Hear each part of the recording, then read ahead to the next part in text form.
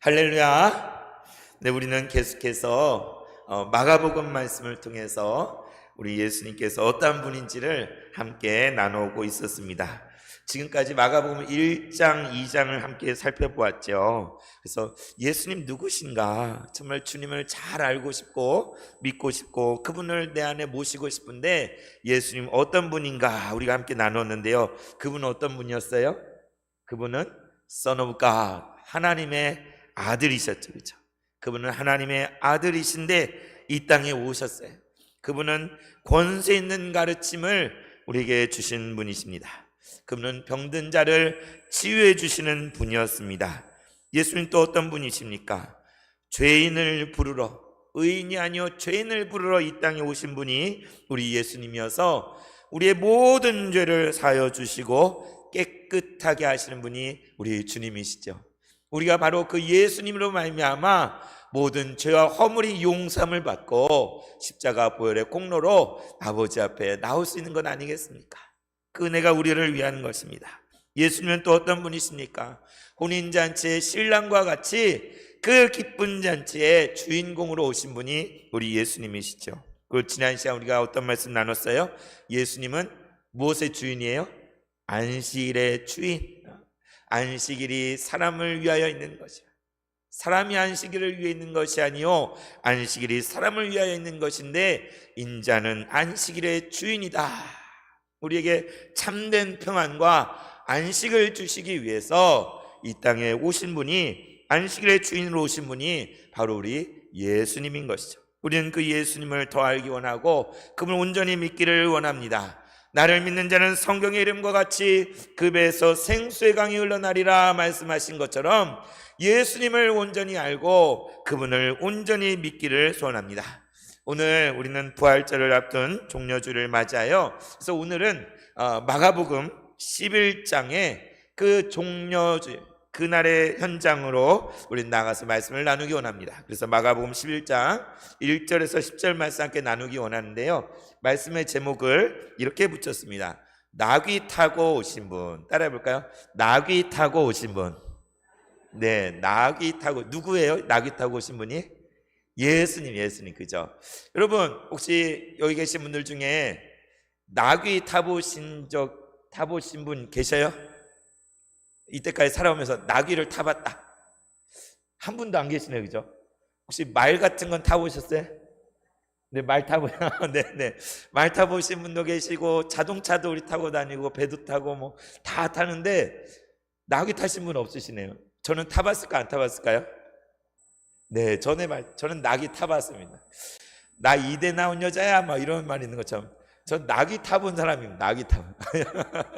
네, 언제 나귀를 탔느냐? 몽골에 선교를 갔을 때 거기 어디를 지나가는데 그냥 광야에 나귀 한 마리하고 낙타 두 마리가 있더라고요. 그래서 돈을 조금 내고 타보는 거 있었는데 저희 학생들은 전부 다 낙타를 타요. 낙타를.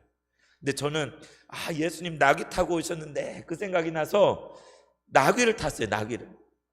그런데 그 조그만 나귀 위에 제가 올라타가지고 이렇게 한 바퀴를 도는데 저희 학생들이 다 보라, 목사님 나귀가 불쌍해요. 나귀가 불쌍해. 왜 그래요? 제 덩치는 이만한데 나귀는 조그마요. 그 위에 산만한 제 덩치가 타고 가니 나귀가 힘들겠어요? 안 힘들어요? 딱 보기에도 가분수예요, 가분수. 그래가지고 나귀가 불쌍해요. 저도 미안하더라고요. 제가 그래서 예수님 나귀 타고 예루살렘에 입성하셨는데 이런 기분이셨겠구나. 이렇게 흔들하면서 이렇게 나귀를 타셨겠구나. 그런 것들 제가 체험을 한번 해봤습니다. 그래서 오늘 말씀 보면 나귀 타고 예루살렘에 입성하신 예수님을 함께 나누기 원하는데요. 어디에 예루살렘에 입성, 그죠? 예루살렘, 오늘도 전쟁이 있는 그 땅에 그 유래를 보면 본래 예루살렘은 이방 족속인 여부스 족속의 성읍이었어요. 처음부터 이스라엘이 아니라 가나안 땅 원주민인 여부스족이 살아가는 성읍이었어요. 그런데 더 이전으로 거슬러 올라가면 아브라함 때에 아브라함이 전쟁에서 돌아왔을 때 살렘 왕 멜기세덱이 떡과 음료를 가지고 나왔잖아요. 하나님의 제사장, 의의 왕, 평강의 왕 살렘 왕 멜기세덱이 나와서 아브라함이 그 앞에 절하고 10분의 1을 그 멜기세덱에 드렸어요. 그때 그 멜기세덱이 살렘 왕이에요. 살렘 왕, 평화의 왕. 근데 이 예루살렘과 어떤 연관이 있을지도 모른다, 이런 생각할 수 있는데, 이 예루살렘은 말씀드린 대로 여부수 족속이 다스리는 성읍이어서 이스라엘 백성이 애굽에서 출애굽해서 가나안 땅에 들어와 그 땅을 점령했을 때도 이 예루살렘은 점령하지 못했어요. 그 성이 워낙 난공불락에 험악한 곳에 세워져 있는 그런 성이어서 여부수족을 쫓아내지 못하고 그 성을 그대로 놔둔 거예요.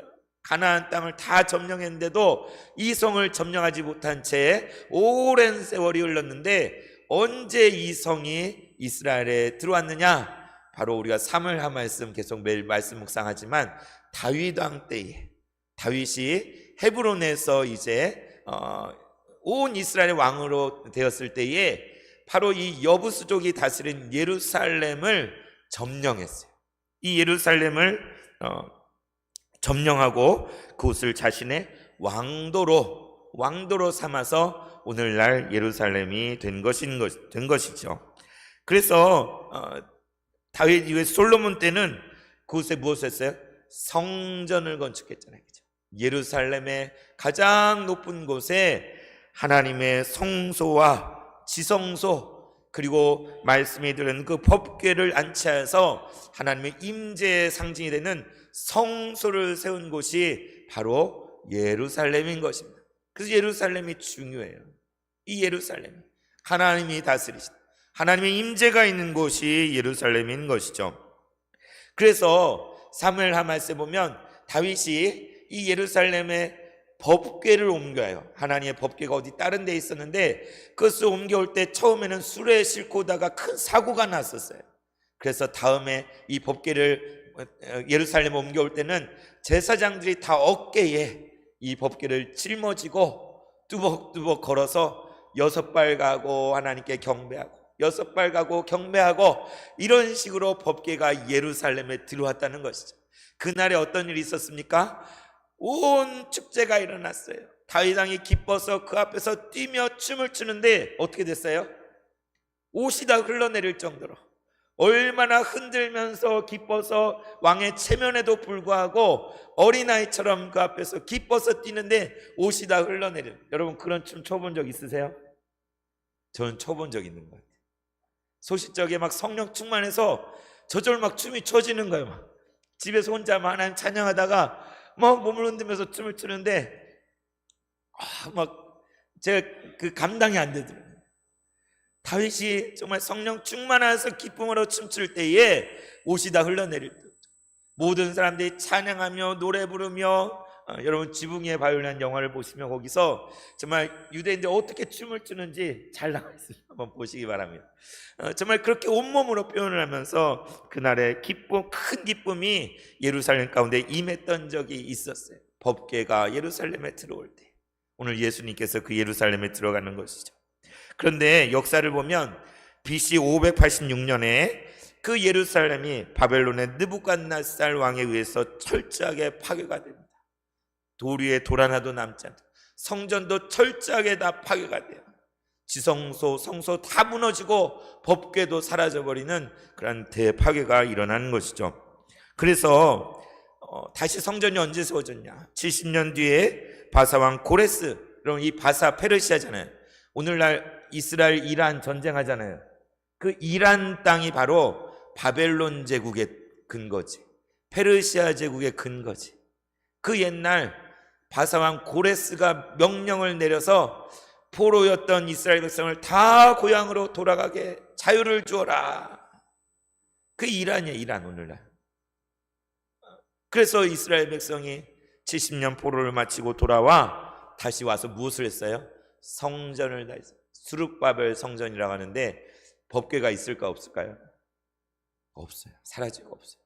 그러나 어찌하든지 정말 비슷하게 성전을 다시 세워서 예루살렘에 성전이 세워진 것이죠.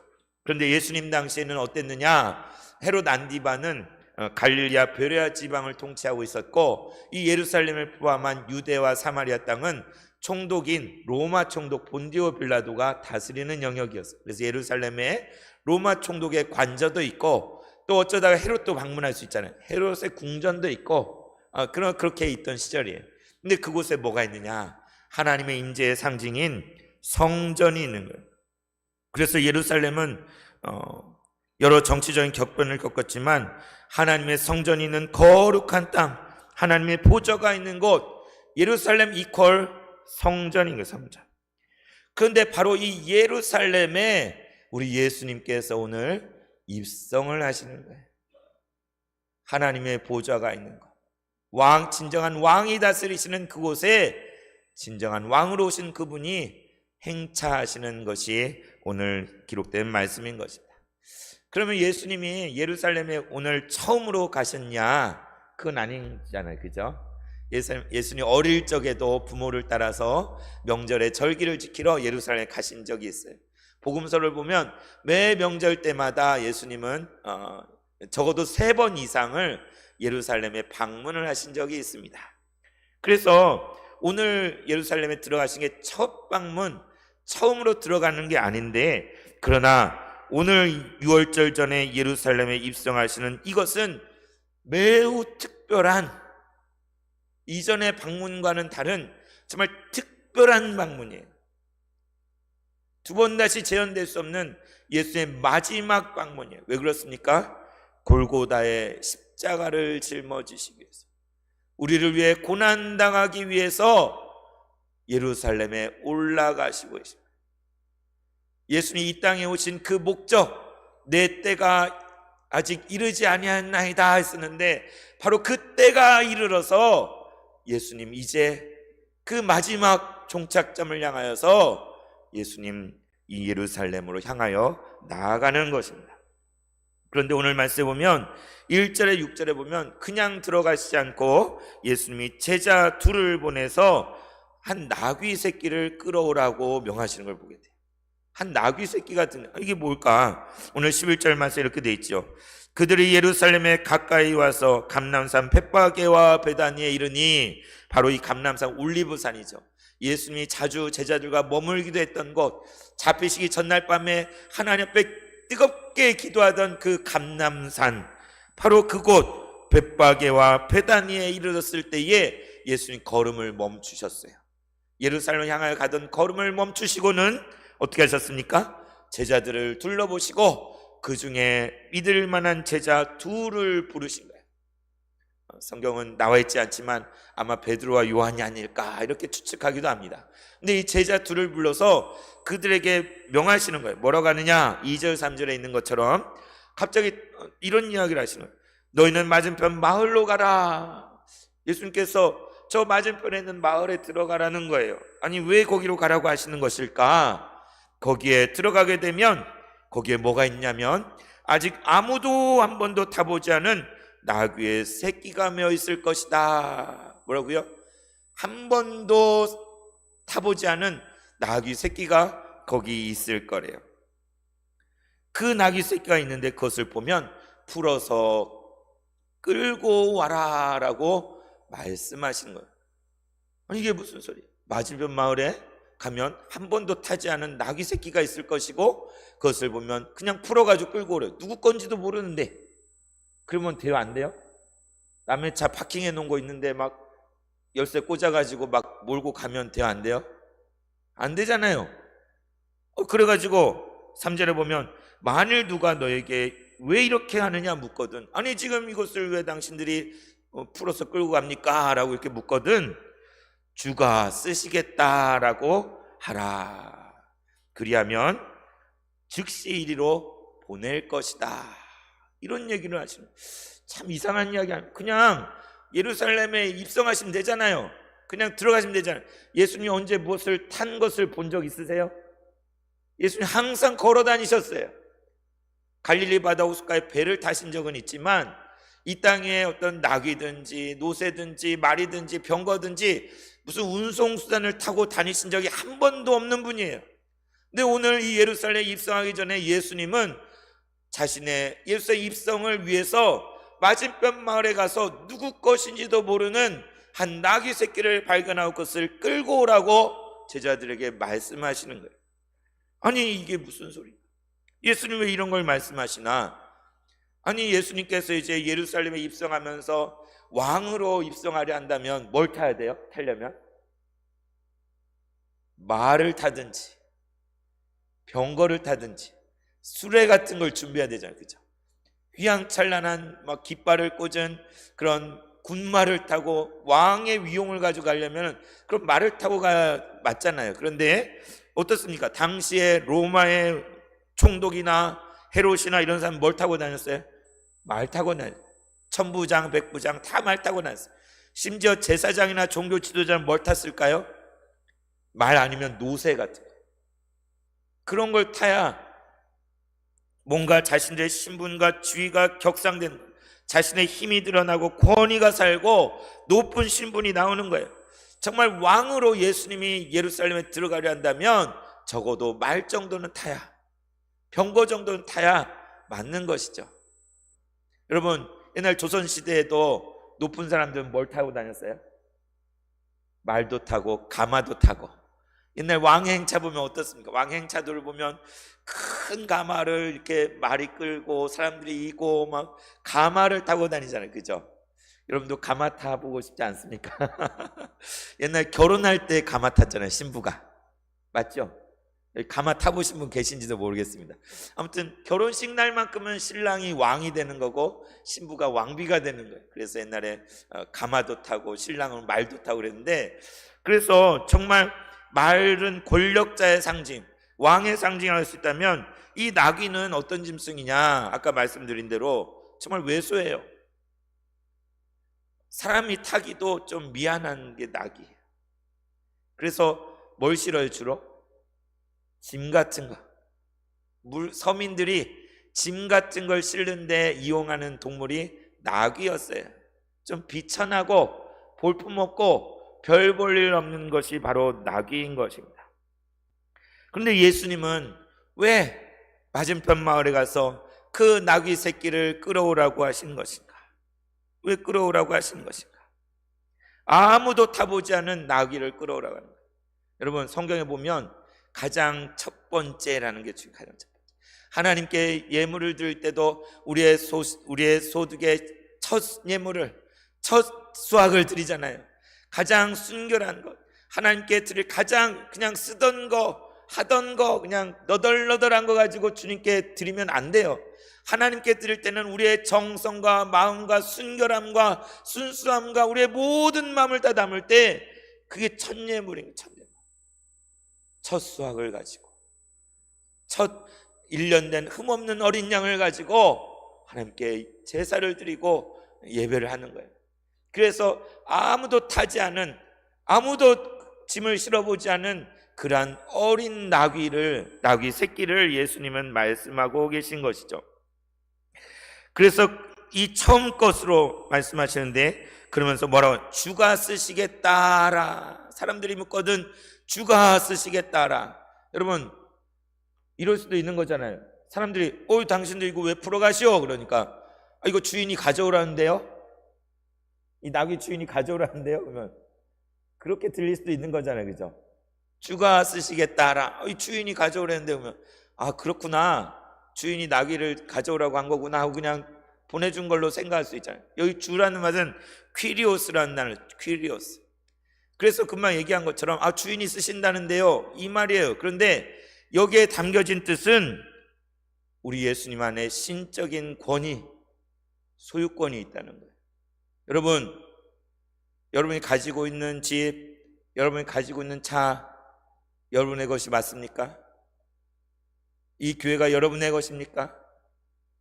여러분이 입고 있는 옷, 여러분이 가지고 있는 돈, 그 물질이 여러분의 것이 맞습니까? 엄밀히 따져보면 다 하나님께, 온 만물의 피조세계가, 우리의 목숨과 생명도 다 하나님 거예요. 주님의 거예요. 주님이 쓰시겠다라고 말씀하시면 우리가 내어드려야 되는 거예요. 여러분 여러분이 너무나 소중하고 아끼는 것 그 무엇을 한번 생각해 보세요. 뭔진 모르겠지만 여러분이 이것만큼은 내 자식, 내 목숨, 내 건강, 내가 가지고 있는 그 어떤 것, 이것만큼은 내 거야 라고 움켜쥐고 있는 것 있을지 모르겠는데 주님 말씀하신 거예요. 주가 쓰시겠다. 주가 쓰시겠다 말씀하실 때 여러분 어떻게 하시겠습니까? 그것을 주신 분, 그것을 원래 주인께서 그것을 요구하시면서 내가 그것을 사용할 테니 나에게 내놓아라 말씀하신 여러분 어떻게 하시겠습니까? 하나님은 아브라함에게 그 아들 이삭을 번제로 바치라고 말씀하셨어요. 왜요? 주가 쓰시겠다. 고민이 돼요. 여러분 생각해 보셔야 돼요. 어떻게 하시겠습니까? 여러분이 가장 아끼는 것을 주님이 내놓으라고 하신다면 여러분 주님께 그걸 드릴 수 있겠습니까? 내 것이라고 생각한다면 못 드릴 거예요. 내 것이라고 주장한다면 드릴 수 없어요. 그러나 이 모든 것이 하나님의 것이란 걸 깨닫는다. 욥은 주신 자도 여호와시오 가져가신 자도 여호와시오니 모든 것 주님께서 우리가 누리는 것들, 우리가 가진 것들, 우리가 소유한 것들, 우리가 땀 흘리고 애쓰고 수고한 것이 있지만 하나님이 주신 은혜예요. 아무리 수고해도 하나님 막으시면 우리에게 주어지지 않아요. 그런데 우리의 삶을 뒤돌아보면 우리가 한 것도 없는데, 내가 애쓴 것도 없는데, 내가 수고한 것도 없는데 우리에게 주어진 것이 얼마나 많습니까? 내가 털끝만큼도 거기에 보탠 것이 없는데 하나님의 은혜로 우리에게 채워주신 것들이 다 하나님의 것이. 그래서 오늘 예수님의 제자들이 가서 주가 쓰시겠다라고 말했을 때에 물었던 사람들이 주께서 쓰신다고 그대로 내어준 것이죠. 그래서 오늘 4절에서 6절 말씀 보면 제자들이 가서 보니 진짜로 나귀 새끼가 있는 거예요. 거기에 신기하지 않습니까? 여러분 아무렇지도 않으세요? 제가 만약에 저기 옆에 저기 가면 무슨 벤츠가 있을 텐데 어쩌고 저쩌고 그 차를 끌고 오라고 그러면 가보면 진짜 벤츠가 있어요, 없어요? 없죠. 제가 그냥 지어낸 거니까. 그죠? 근데 예수님이 맞은편 마을에 가면 나귀 새끼가 있을 터니 그리고 그들이 물을 터니 이렇게 말하면 줄 것이다 얘기했는데 보십시오. 제자들이 가보니 나귀 새끼가 묶여 있는 거예요. 그래서 그것을 풀어가지고 그것을 끌고 오려고 하니까 사람들이 물어봐. 너희 뭐야? 지금 너희들 뭔데 지금 이 나귀 새끼를 좀 끌고 가는 거야? 라고 얘기하는 거예요. 그랬을 때 예수님 말씀하신 대로 주께서 쓰신다고 합니다 라고 이야기하니까 그들이 순순히 보내준 거예요. 나귀 새끼를 가져가라고. 이 일이 그대로 이루어졌어요. 신기하지 않습니까? 정말 신기해요. 그런데 예수님은 왜 그냥 걸어서 들어가셔도 되는데 아니면 말을 구해 타셔도 되는데 왜 이 나귀 새끼를 끌어오라고 했을까? 그것은 바로 스가랴서 9장 9절의 말씀, 스가랴 선지자가 예언한 그 말씀을 응하게 하시려고 하시는 것이죠. 우리가 이미 아까 말씀 봉독한 것처럼 시온에 따라 크게 기뻐할지어다 예루살렘에 따라 즐거이 부를지어다 보라 내 왕이 내게 임하시나니 그는 공의로우시며 구원을 베푸시며 겸손하여서 나귀를 타시나니 나귀의 작은 것 곧 나귀 새끼니라. 이런 예언을 스가랴가 한 거예요. 뭘 예언했어요? 시온의 딸을 향하여 예루살렘의 딸들을 향하여 기뻐하고 즐거워하라고 스가랴는 말하는. 아니 왜 무슨 일이 있길래 기뻐하고 즐거워하라는 것인가? 슬픔이 있고 고통이 있는 백성들에게, 눈물이 있는 백성들에게, 절망 가운데 있는 백성들에게 기뻐하고 즐거워하래요. 아니 왜 어떤 기쁜 일이 있길래? 보라 내 왕이 내게 임하신다.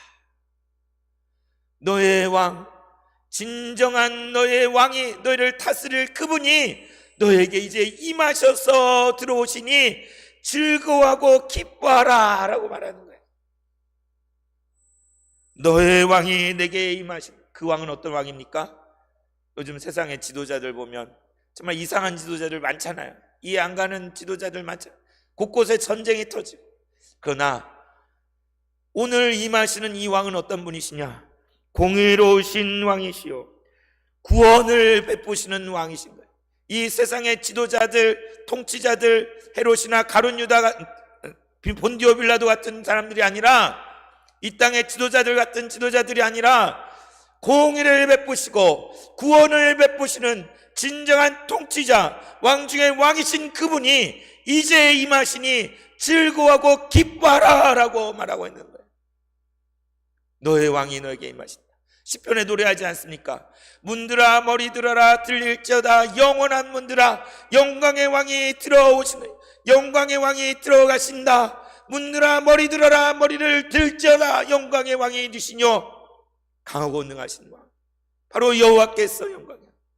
바로 오늘 이 말씀 그대로 예수님께서 왕으로 예루살렘에 입성하시는 거예요. 그런데 어떤 모습이에요? 겸손하여서. 아니, 왕으로 오면 위세와 영광과 찬란함으로 등장해야 되잖아요. 근데 이 왕의 등극식은 신기해요. 어떻게 이런 예언을 했는지 모르겠어요. 겸손해서 나귀를 탔다. 엥? 이게 뭔 소리야? 어울립니까? 안 어울립니까?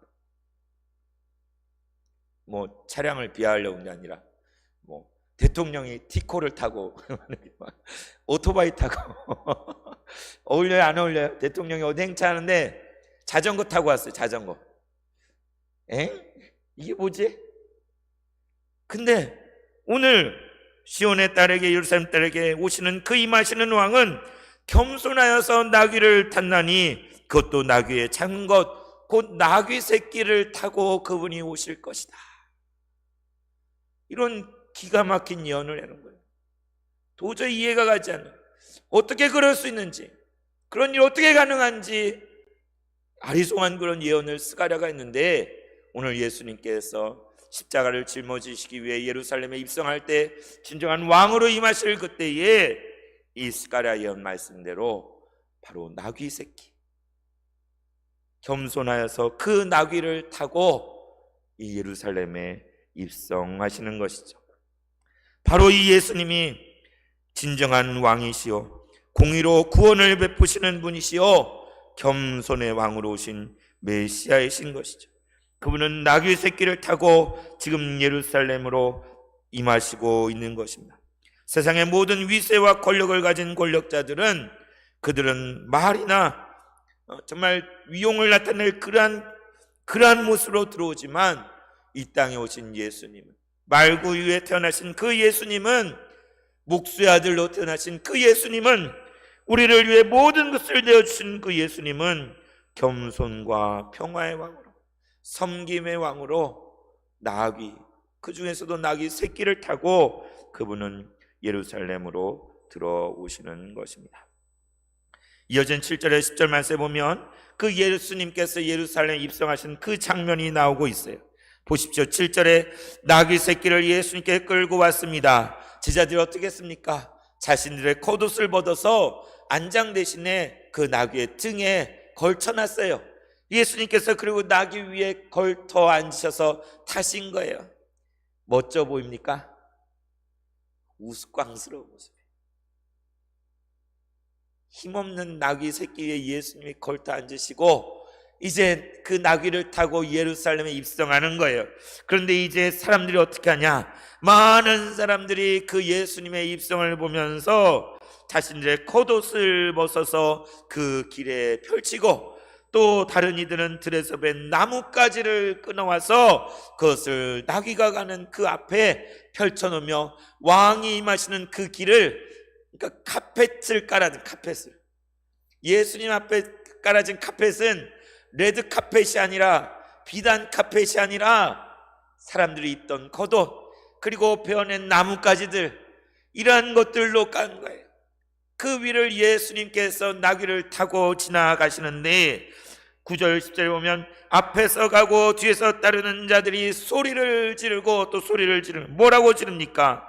호산나 찬송하리로다. 주의 이름으로 오시는 이여 찬송하리로다. 오는 우리 조상의 다윗의 나라여 가장 높은 곳에서 호산나 호산나 호산나 호산나 외치면서 그들이 따르는 거예요. 이 외침이 무엇입니까? 이 호산나가 무슨 뜻이에요? 이 말은 호시아, 이게 구원하다는 뜻이고, 나는 제발이란 뜻, 제발. Please, 제발요. 이게 그러니까 무슨 얘기냐면 제발 구원하옵소서. 우리를 제발 구원하여 주시옵소서. 이 말이 호산나요, 호산나. 왜 이걸 외치고?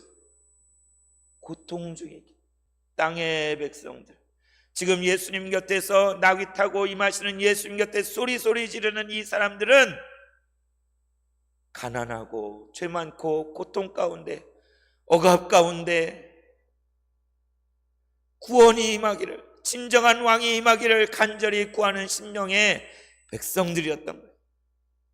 그런데 예수님께서 예언된 대로 어린 나귀 새끼를 타고 입성하시는 거예요.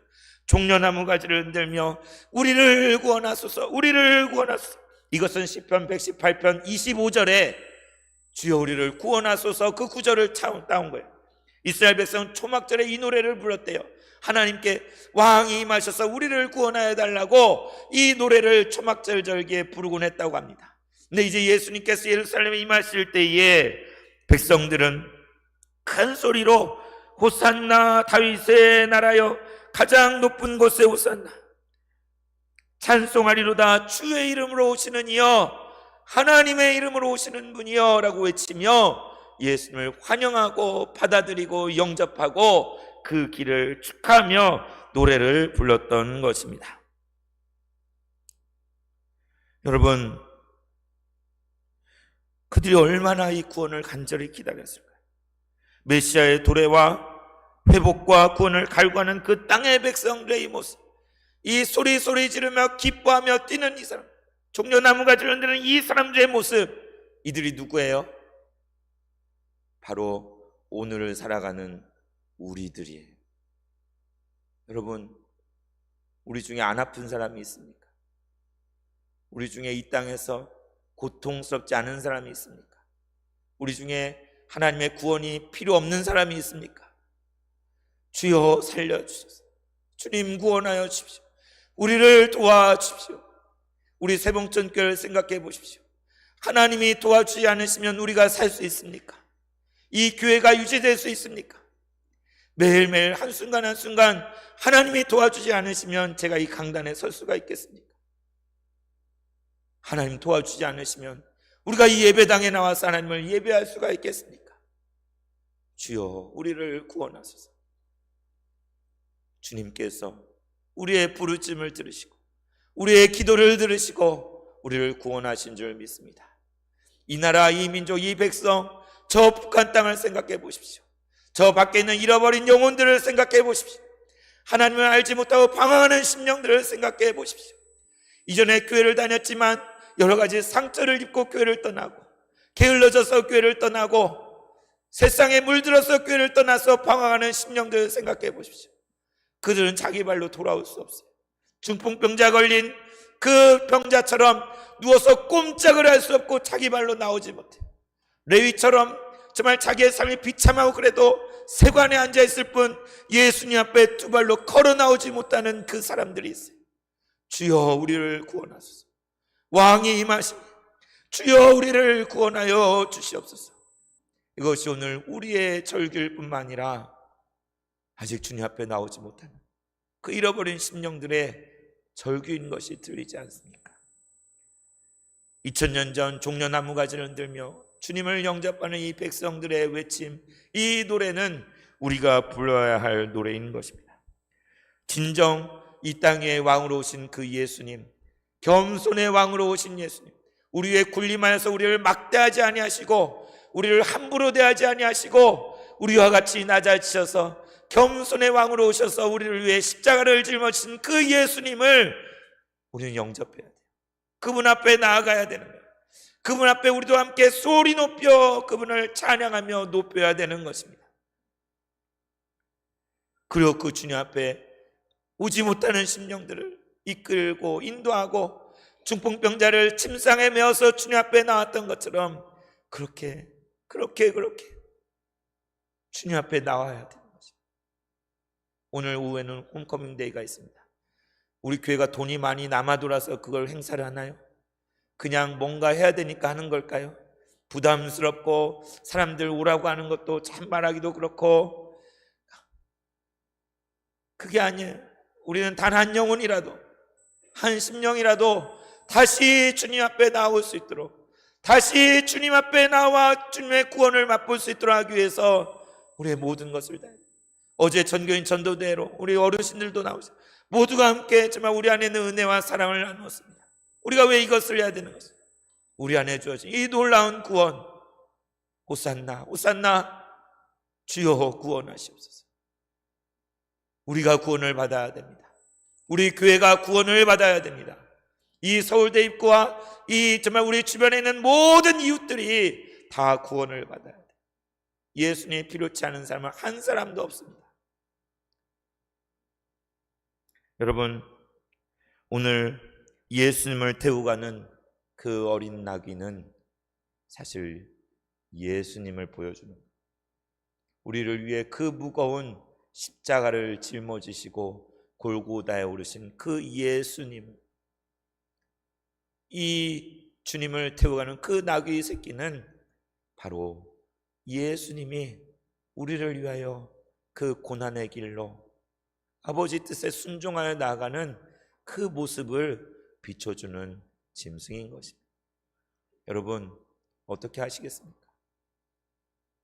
우리도 예수님을 태워간 그 이 나귀와 같이 그렇게 쓰임받았으면 좋겠어요. 하나님이 하시는, 주가 쓰시겠다 하시는 그 일에 연약하고 힘들고 병들었고 할 수 있는 것 별로 없지만, 주여 주께서 나를 쓰시겠다 하시면, 주여 주께서 나를 쓰시겠다 하시면 우리 가정 가운데 나를 드리겠습니다. 나의 일터와 사업장 가운데 나를 주님께 드리겠습니다. 주님의 몸된 교회 가운데 나를 주님께 드리겠습니다. 나를 사용하여 주시고 나를 써 주시옵소서. 이게 우리 모두의 고백이었으면 좋겠어요. 이제 부활절을 앞두고 고난주간 가운데 특별 새벽 기도회를 합니다. 여러분, 어떻게 하시겠습니까? 예수님이 골고다에 오르신 그 십자가에 대한 그 고통을 외면하고 그냥 편하게 지낼 수도 있죠.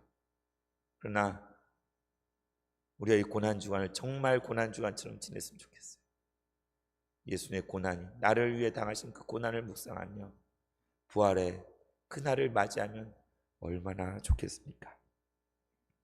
우리를 구원하기 위하여 이 땅에 오신 그 겸손의 왕, 그분을 향해 우리도 호산나 외치며 그분을 영접하며 온 세상 가운데 주님의 구원을 전하고 나누는 모든 성도님 되시기를 바랍니다. 찬송가 524장 부르고 기도하겠습니다. 갈 길을 밝히 보이시니 주 앞에 빨리 나갑시다. 우리를 찾는 구주 예수 고도라 하시네.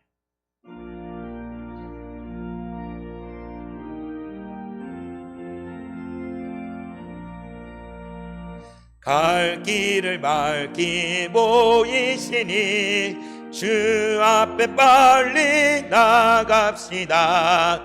우리를 찾는 구주 예수 고도라 하시네. 죄악 벗은 우리 영혼은 기뻐 뛰며 주를 보겠네. 하늘에 계신 주 예수를 영원히 섬기니. 우리를 오라 하시는 말, 우리를 오라 하시는 말 기쁘게 듣고 순종하세. 주를 끼지채 말고 속속히 나가세. 죄악 벗은 우리 영혼은, 죄악 벗은 우리 영혼은 기뻐 뛰며 주를 보겠네. 하늘에 계신 주 예수를 영원히 섬기리. 주 오늘 여기 계시오니, 주 오늘 여기 계시오니 다 왔어 주의 말씀 듣기도 하며 생각하니 생각 참 진리시로다. 죄악 벗은 우리 영혼은 기뻐 뛰며 주를 보겠네. 하늘에 계신 주 예수를 영원히 섬기. 죄악 벗은 우리 영혼은, 죄악 벗은 우리 영혼은 기뻐 뛰며 주를 보겠네. 하늘에 계신 주 예수를 영원히 섬기리. 죄악 벗은 우리 영혼은 기뻐 뛰며 주를 보겠네. 하늘에 계신 주 예수를 영원히 섬기리.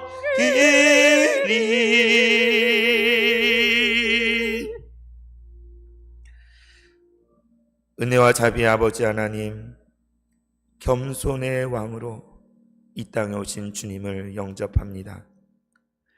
오늘 우리를 위해 예루살렘에 입성하시는 예수님의 발자취를 따르게 하여 주시옵소서. 2000년 전 종려나무 가지를 흔들며 호산나 외쳤던 저들의 고백이 오늘 우리의 고백이 되게 하여 주시옵소서. 주께서 쓰시겠다 말씀하실 때에 우리를 아끼지 않고 내어드리기 원합니다. 나귀의 새끼를 타시고 가장 낮은 모습으로 겸손의 왕으로 임하신 그 주님의 겸손을 배우게 하여 주시옵소서. 아직도 이 땅에는 고통받는 영혼들이 너무나 많이 있습니다. 주여, 그들에게 주님의 평화를 허락하여 주시고 주의 크신 사랑을 전해 주옵소서. 우리 주 예수 그리스도 이름으로 기도드리옵나이다. 아멘.